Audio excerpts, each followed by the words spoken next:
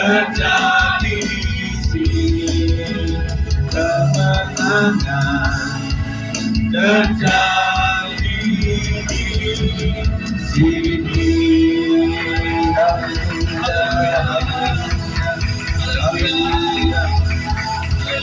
Terima kasih Tuhan. Kami sangat percaya akan kuasa pemulihan oleh darah Yesus. Kami rindu Tuhan bekerja sampai pada akhirnya. Kami rindu diberkati Tuhan.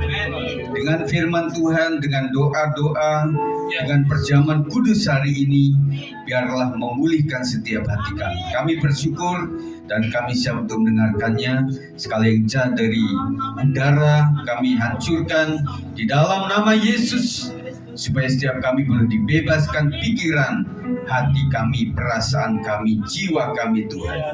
Terima kasih, kami siap untuk mendengarkannya. Dalam nama Yesus kami berdoa. Haleluya. Amin. Silakan duduk. Puji Tuhan. Selamat merayakan Jumat Agung, saudara sekalian.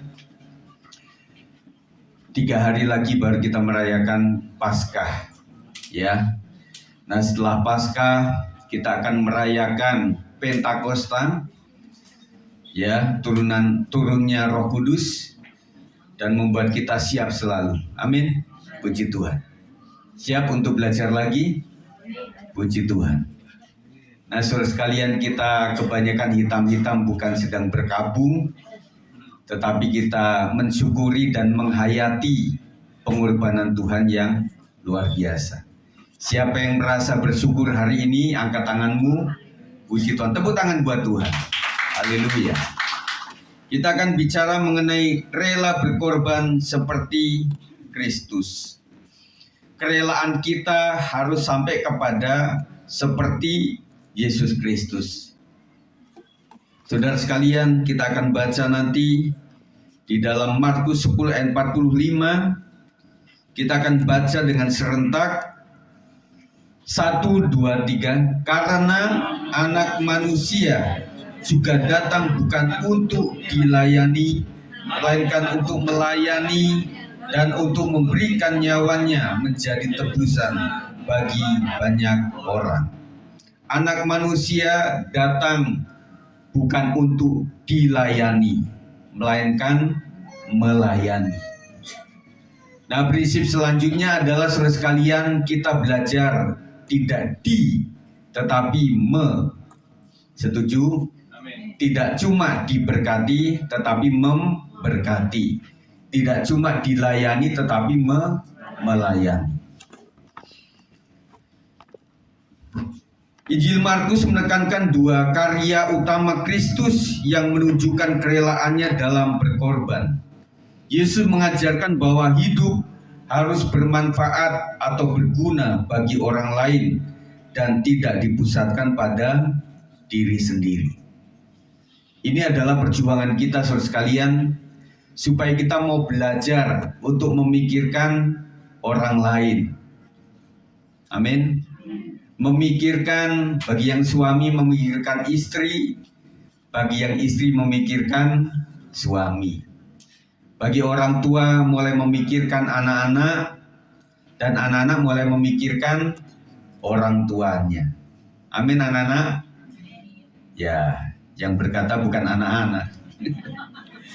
Ya, jadi kita berpikir, saudara sekalian, hidup kita harus bermanfaat bagi orang lain. Sia-sia kita hidup hanya untuk diri sendiri, kita mati sendiri, makan sendiri, minum sendiri, seneng sendiri, dan ketika kita mati, semoga dikuburin sendiri, saudara. Ya, saudara sekalian, tidak mungkin lah ya. Apa yang menunjukkan bahwa Yesus rela berkorban, kita akan belajar sama-sama. Yang pertama, di dalam Matius 1 ayat 8 itu adalah hidup untuk melayani. Kita ambil, saudara sekalian, Matius pasal 1 sampai 8 itu berbicara mengenai silsilah Yesus sampai pencobaan di padang gurun. Kemudian Yesus memanggil para murid. Kemudian Yesus mengajar mengenai memberi. Yesus mengajar mengenai berdoa. Yesus mengajar bagaimana berpuasa. Yesus mengajar bagaimana mengumpulkan harta. Yesus juga mengajar mengenai hal kekhawatiran. Yesus juga mengajarkan mengenai hal menghakimi. Yesus mengajarkan tentang pengajaran sesat. Yesus mengajarkan dasar iman dan bagaimana caranya mengikut Yesus, serta Yesus mengadakan mujizat dan menyembuhkan banyak orang sakit. Jadi pelayanan Yesus lebih kepada hidup untuk melayani orang lain. Pelayanan dilandasi panggilan. Markus 1 ayat 11 nanti kita akan baca. Yesus memulai pelayanannya dengan landasan identitas surgawi yang jelas. Suara dari surga menyatakan bahwa ia adalah anak Bapa yang terkasih dan mendapat perkenanan Bapa. Ayat 11 dalam Markus 1 kita akan baca 1, 2, 3. Lalu terdengarlah suara dari surga, engkaulah anakku yang kukasihi, kepadamulah aku berkenan.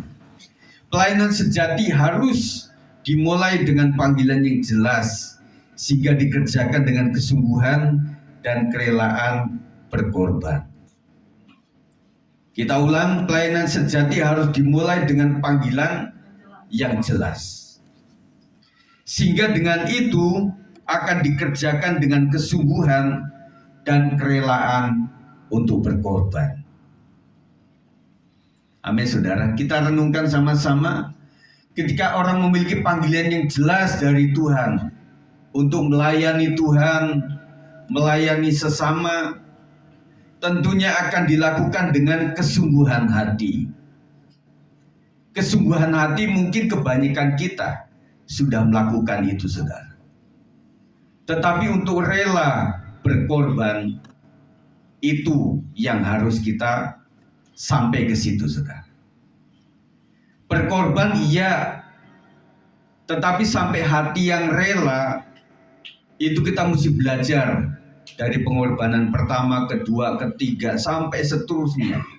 Sampai kita tidak pikir-pikir lagi apa yang kita sampaikan kepada orang lain. Saya tahu saudara sekalian bahwa saudara sekalian banyak berkorban untuk orang tua, untuk saudara, keluarga besar saudara. Dan kalau itu memang sebuah panggilan hati saudara, saudara seakan-akan tidak memikirkan itu saudara. Bahkan ada orang yang mengatakan ini aku pinjemin uang ya. Tetapi pada akhirnya saudara bilang, ya sudahlah, nggak usah dipikirkan bagaimana mengembalikannya. Karena waktu saya memberikan ini adalah media untuk saya diberkati oleh Tuhan. Jadi memberi dalam pekerjaan Tuhan, kolektor persembahan, persepuluhan atau apapun itu adalah media untuk kita diberkati oleh Tuhan. Makanya namanya menabur, saudara. Setuju? Jadi saudara jangan berpikir bahwa kita memberikan apa-apa itu dapat apakah. Karena Tuhan yang melihat. Dan saya melihat jemaat Tuhan luar biasa di tempat ini. Anak-anak profesi sudah melakukan pengorbanan dengan menghias ini saudara sekalian. Dan juga ada teman-teman yang sudah memberikan support dalam hal konsumsi. Dan juga ibu-ibu sudah menyaksikan kesaksian pujian pada hari ini. Dan itu adalah hal-hal yang kita lakukan untuk membalas kebaikan Tuhan. Jadi Jumat Agung itu kita menghayati kasih Tuhan sehingga terekspresi dalam hidup kita bagaimana kita mengasihi Tuhan kembali dan mengasihi orang lain sebagai tindakan hukum yang utama dan terutama, saudara. Amin. Saudara masih mengasihi sesama lain? Samping kanan kiri saudara, muka belakang masih dikasihi? Amin. Puji Tuhan. Bapak yang di depan masih saudara kasihi? Amin. Makanya Pak saya datang ke sini. Puji Tuhan, terima kasih untuk kasih saudara. Ya. Jadi saudara sekalian, panggilannya jelas itu membuat kita sungguh dan juga rela berkorban. Jadi rela dulu saudara. Saudara, baru kita menjadi berkat. Pelayanan kepada mereka yang membutuhkan. Pelayanan Yesus ditujukan kepada mereka yang tersisih, membutuhkan bantuan dari pihak lain. Nanti saudara baca di dalam Markus 1 ayat 29 sampai 34 tentang Yesus melayani yang sakit. Beberapa kita sakit dan kadang-kadang kita harus mengunjungi si sakit pada saat kita sedang sakit, saudara. Ya, tetapi itulah yang harus kita lakukan, saudara. Kemudian melayani yang kerasukan setan, saudara. Dan setan hari ini mungkin tidak seperti setan-setan badukun yang terekspresi dengan baik. Setan sudah berbicara mengenai pikiran kita, ide-ide kita, saudara. Dan apakah ide-ide kita perlu kita tengking? Ya, kita melihat kemarin kita belajar tentang murid yang dikasih Tuhan. Janganlah Tuhan kau menderita. Dan Tuhan katakan bahwa engkau sedang dirasuki iblis. Dan makanya enyahlah iblis daripadamu. Dan mungkin ide-ide kita, saudara, yang terlalu liar dan tidak sesuai dengan kebenaran firman Tuhan. Kemudian membangkitkan orang mati. Kita tetap percaya, saudara. Yang sakit, saya percaya bahwa Tuhan itu sanggup menyembuhkan. Amin. Bahkan orang mati pun dibangkitkan oleh Tuhan Yesus Kristus. Apalagi sakit penyakit. Kalau Tuhan mau sembuhkan, tentu kita bisa sembuh, saudara. Tetapi ada yang kedua. Tuhan izinkan sakit penyakit untuk ada di dalam tubuh kita. Supaya kita apa? Tetap bergantung sama Tuhan. Waktu kita sehat, saudara, kita mau jalan kemana-mana seakan-akan doa itu nggak dibutuhkan. Tetapi kalau Bapak Ibu sudah umur, sudah mulai tulang-tulang dan kemudian terasa nyeri di mana-mana, saudara mau ke Sawangan aja nih, doanya mungkin lama. Tuhan Yesus, aku mau ke Sawangan Tuhan, supaya dengkulku ini supaya sehat kuat Tuhan. Jauhkan daripada yang sakit-sakit Tuhan, dalam nama Yesus. Nah, buat anak-anak muda saya pikir tidak berdoa seperti itu. Starter motor langsung berangkat saja. Jadi saudara bisa berpikir ya, kalau everything is okay itu kadang-kadang pengandalan kepada Tuhan memang masih minim. Ya, saya umpamakan begini. Kalau orang mengendarai mobil yang bagus, yang baik, yang baru, tidak masalah, starter jalan sampai ke Bandung, oke. Tetapi kalau mobil tua, wah saudara, saya pernah ngalamin itu ya. Waktu saya punya mobil Corona, dan sama ibu-ibu waktu itu ke Lembang ya, Bu Cindy, Bu Marta, ingat banget. Setiap parkir saya buka kap mobil, kemudian saya lihat ada yang rembes enggak, ada yang air radiatornya kurang atau enggak. Wah saudara. Dan waktu itu saya pikir ya, yang tahu saya sama Mami Cindy aja. Jadi yang pot-potan berdua aja, ibu-ibu masih tenang-tenang saja. Kami itu saudara berpikir saudara. Nah dengan begitu kami selalu berdoa. Starter berdoa, ada yang bunyi berdoa.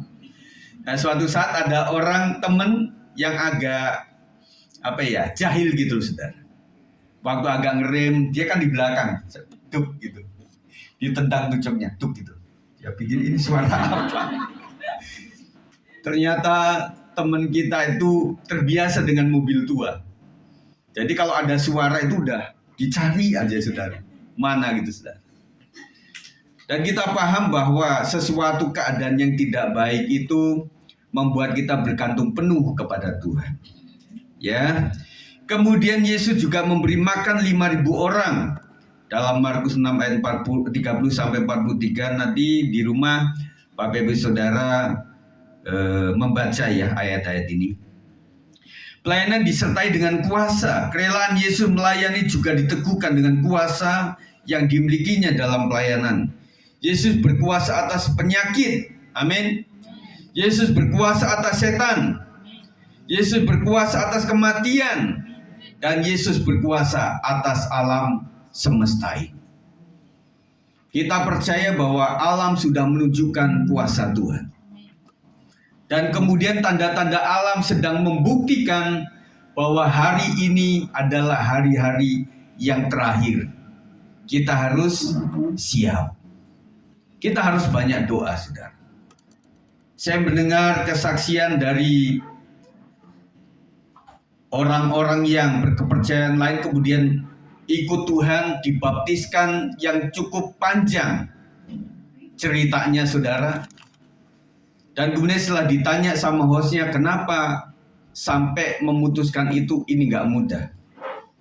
Dan saya melihat bahwa ketika saya menghadapi masalah dalam keluarga, saya Muslim. Dan kemudian saya melihat bahwa orang-orang yang memperhatikan itu adalah teman-teman yang dari Kristen. Dan ada yang keluarga dia, yang punya keluarga besar, seorang Kristen, itu yang menanyakan terus-menerus. Dan kemudian yang seiman dengan saya itu kemana mereka. Jadi saya katakan saudara sekalian bahwa banyak orang mulai memahami bahwa ajaran Kristus itu benar dengan cara melihat buah-buah kehidupan orang yang percaya kepada Tuhan. Dan kemudian memutuskan untuk dia dibaptis dan kemudian bertobat.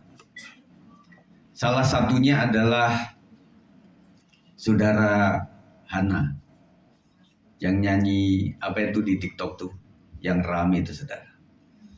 Dan kemudian ada saudari Maria juga yang saya sempat post di WA profil saya, saudara.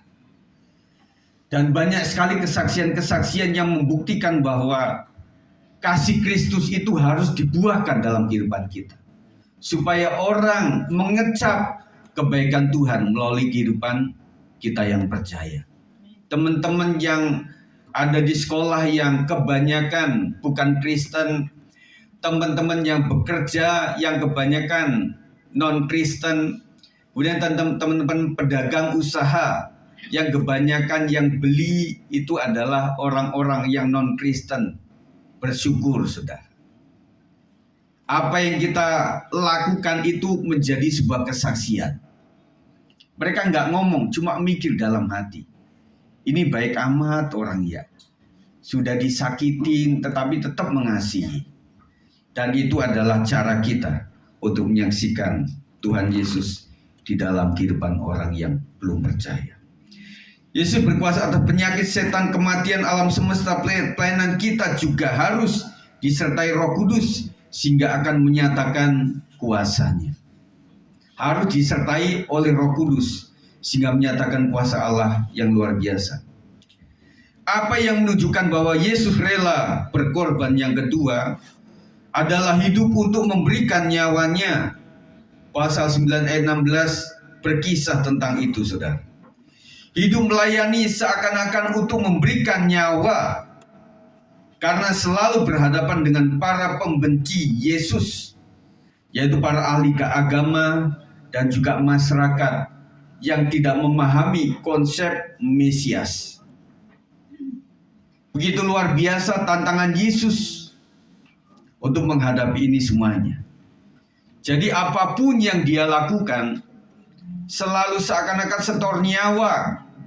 Makanya murid-muridnya itu, kalau bisa Tuhan jangan begitulah, kasihan kau ini. Tetapi Yesus katakan bahwa seharusnya panggilanku adalah rela berkorban sampai aku memberikan nyawa di kayu salib. Kasih yang tanpa syarat. Pengorbanan Kristus membuktikan bahwa kasih-Nya kepada manusia berdosa adalah kasih yang tak bersyarat. Kasih yang tanpa syarat, tidak seorang pun yang dapat memenuhi syarat karena semua orang berdosa. Nanti kita akan baca. Namun oleh anugerah mendapat keselamatan. Kita akan baca ayat 23 sampai 24 dalam Roma 3 ini 1, 2, 3. Karena semua orang telah berbuat dosa dan telah kehilangan kemuliaan Allah, dan oleh kasih karunia telah dibenarkan dengan cuma-cuma karena penebusan dalam Kristus Yesus. Saya ulang dengan pelan.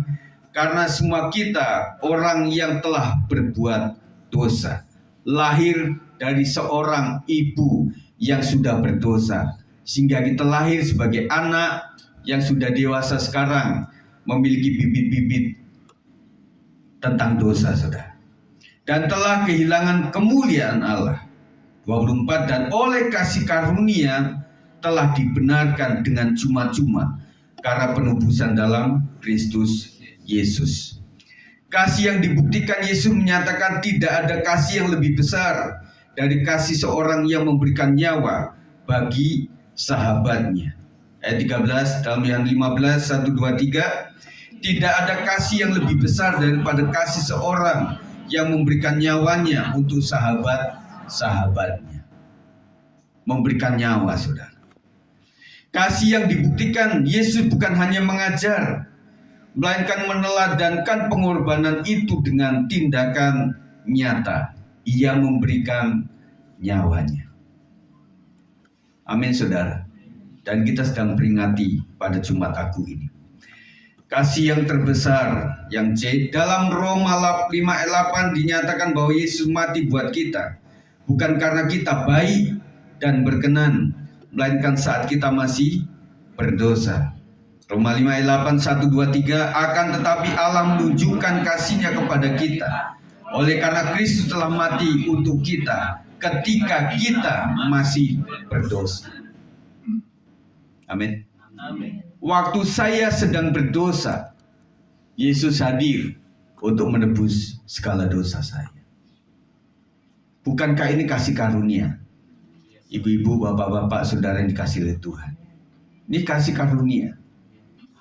Kita yang dari tidak percaya menjadi percaya. Dari yang berdosa, kita diampuni, dikuduskan setiap hari.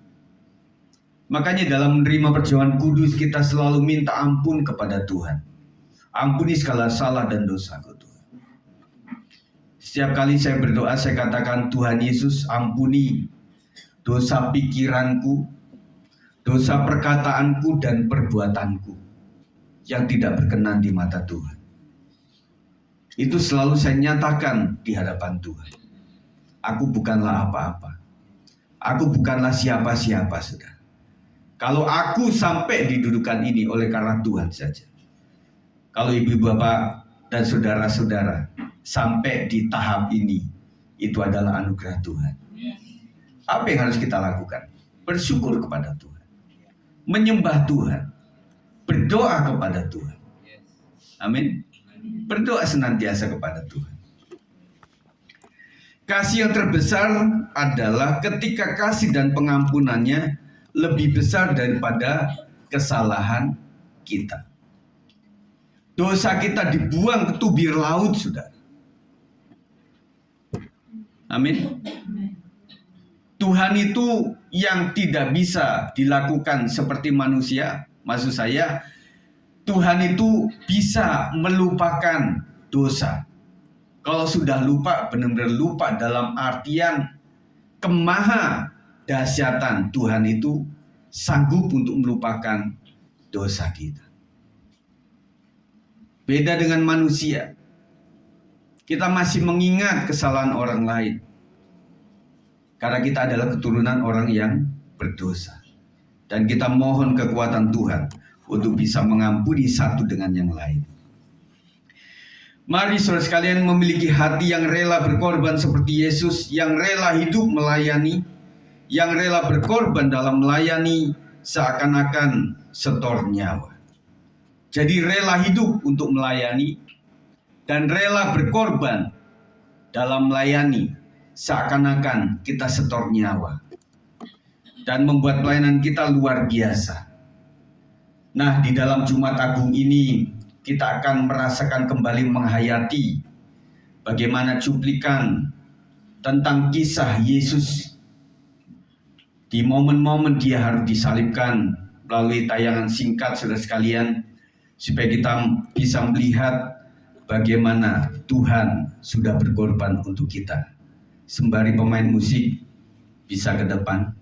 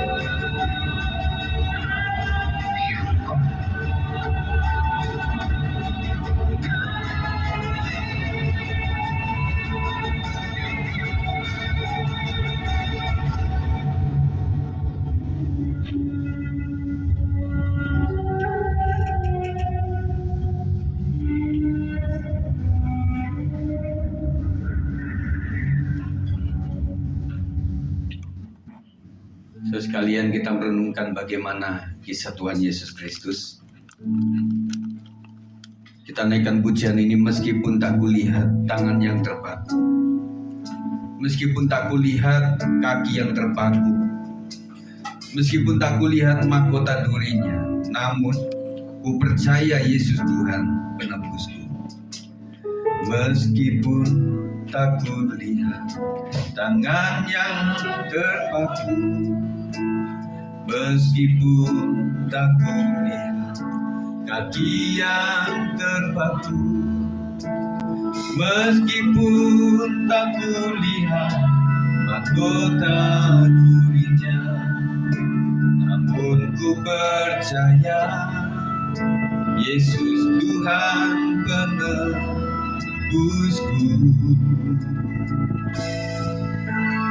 Meskipun tak kulihat lambung yang tertikam, meskipun tak kulihat darah yang mengalir, meskipun tak kulihat kuburnya yang kosong, namun ku percaya Yesus juru selamatku. Ku yakin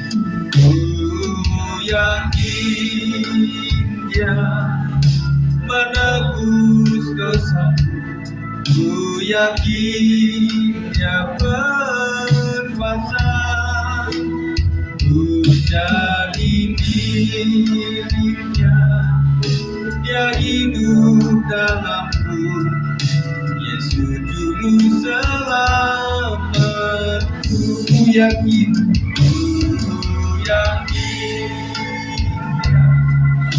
menebus dosaku. Ku yakin Dia berkuasa. Ku jadi miliknya. Dia hidup dalamku. Yesus juru selamatku. Mari pelayan Tuhan untuk menyiapkan roti anggur ini supaya diturunkan ke bawah. Terus sekalian, ada peringatan bagi yang akan menerima perjamuan kudus ini. Saya akan membacakan dalam 1 Korintus 11 ayat 27 sampai 30 yang mengatakan, jadi barang siapa dengan cara yang tidak layak makan roti atau minum cawan Tuhan, ia berdosa terhadap tubuh dan darah Tuhan. Karena itu hendaklah tiap-tiap orang menguji dirinya sendiri, dan baru sesudah itu ia makan roti dan minum dari cawan itu. Karena barang siapa makan dan minum tanpa mengakui tubuh Tuhan, ia mendatangkan hukuman atas dirinya. Sebab itu banyak di antara kamu yang lemah dan sakit, dan tidak sedikit yang meninggal. Terus kalian, mari saya berikan waktu untuk kita tunduk di hadapan Tuhan, memohon ampun atas setiap dosa, pikiran, perkataan, dan perbuatan. Ampuni setiap kami ya Tuhan Yesus. Ampuni pikiran kami yang sering liar oleh karena tontonan di medsos, oleh karena pengajaran-pengajaran para apologet yang tidak sesuai dengan kebenaran firman Tuhan. Ampuni pikiran kami Tuhan yang sering menghakimi orang lain, gereja, pendeta, dan saudara-saudara kami seiman Tuhan. Ampuni perkataan kami yang tidak berkenan di mata Tuhan, perkataan yang suka menjatuhkan orang lain. Ampuni kami atas perbuatan kami Tuhan, perilaku kami, buah kehidupan yang sangat mendukakan hati Tuhan, yang membuat orang-orang yang seharusnya mulai percaya kepada Kristus jadi bertanya-tanya dan terdelay, terpending oleh karena perbuatan kami yang tidak sesuai dengan ajaran Kristus. Ampuni setiap kami Tuhan. Dan pada hari ini kami ingin menikmati perjamuan kudus ini. Kami mengakui bahwa Tuhan memang betul-betul berkorban. Kau betul-betul merasakan sakit penderitaan yang luar biasa. Dan kami merasa bahwa setiap kami harus mengakui tubuh dan darah Kristus. Karena dengan itu Tuhan, kami boleh didamaikan dengan Allah sendiri. Ampuni setiap kami ya Tuhan. Terima kasih ya Tuhan Yesus. Mari para pelayan Tuhan singgah menyanyikan oleh kuasa darah-Mu. Saat ku masuk ke hadirat-Mu, kasih Tuhan akan berjalan terus ini, supaya menjadi kemuliaan bagi hidup kami Tuhan. Ampuni segala dosa kami, dan kami siap untuk menerimanya dengan perjamuan. Berkati masih ada pasal yang melayani dengan urapan khusus dalam nama Yesus. Terima kasih Tuhan, kami siap menerimanya. Haleluya.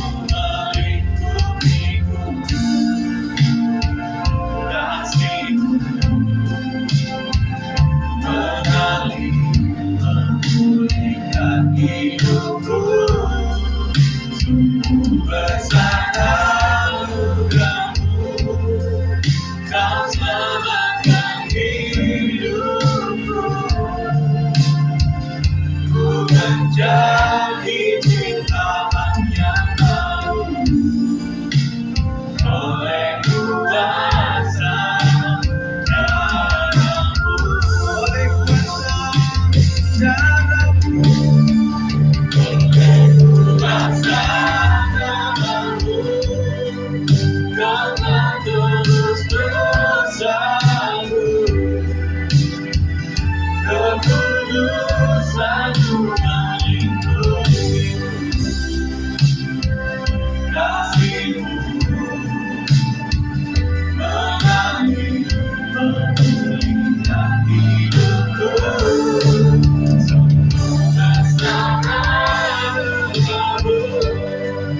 Kau selamatkan hidupku.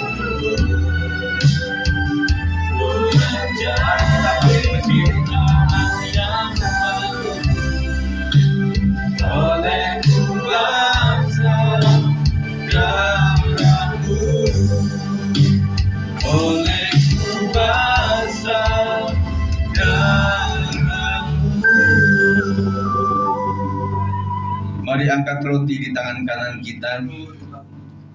Saya akan membacakan firman Tuhan sebelumnya. Sebab apa yang telah kuteruskan kepadamu telah aku terima dari Tuhan, yaitu bahwa Tuhan Yesus pada malam waktu ia diserahkan mengambil roti, dan sesudah itu ia mengucap syukur atasnya. Ia memecah-mecahkannya dan berkata, inilah tubuhku yang diserahkan bagi kamu. Perbuatlah ini menjadi peringatan akan aku. Mari kita makan sama-sama.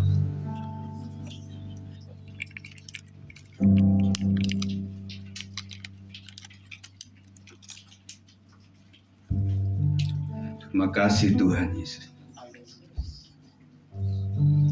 Oh, Rama Yesus. Terima kasih Tuhan. Mari angkat cawan di tangan kananmu. Demikian juga ia mengambil cawan sesudah makan lalu berkata, cawan ini adalah perjanjian baru yang dimeteraikan oleh darahku. Perbuatlah ini setiap kali kamu meminumnya menjadi peringatan akan aku. Sebab setiap kali kamu makan roti ini dan minum cawan ini, kamu memberitakan kematian Tuhan sampai ia datang. Mari minum sama-sama. Mari saudara sekalian yang mau duduk silahkan, kita sembah Tuhan. Orabaya sikina dalam. Haleluya. Terima kasih Tuhan. Terima kasih untuk pengampunan yang Tuhan beri. Siapakah kami ini Tuhan, orang yang banyak dosa di hadapan. Kami banyak bersalah di mata Tuhan. Kami bersalah di mata orang lain.